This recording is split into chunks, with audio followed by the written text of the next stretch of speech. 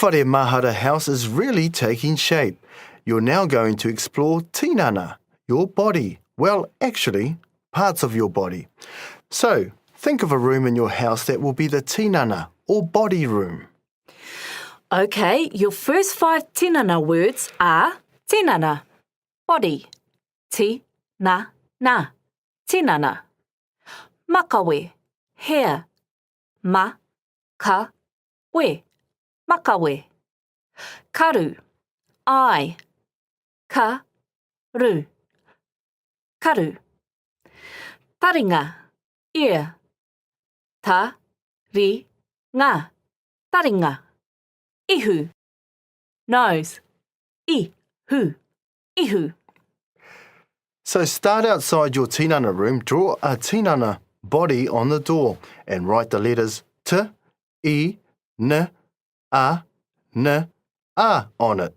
Tinana. Cool, now go into the room. Oh, where? There's makawe, hair, hanging down from the ceiling. Ugh. Maybe the word makawe is plaited into the hair. Ma-a-ka-a-wa-e. Makawe. Then you look at a wall and see the word karu, I, written in big letters. There's even a giant karu looking at you. Ooh. All of a sudden you notice the air is full of butterflies.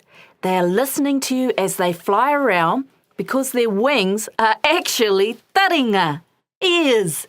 The word taringa is written on each wing. Then you look over to another wall and poking out is a huge ihu, nose, with the letter E in one nostril and hu in the other, ihu. Okay, let's look at your new tinana room. You drew a tinana on the door with makawe hanging from the ceiling. There's a giant karu looking out on one wall. Ooh. Butterflies are flying all around you with taringa for wings.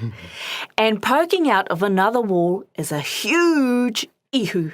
Practice and play with these kupu for the next few days.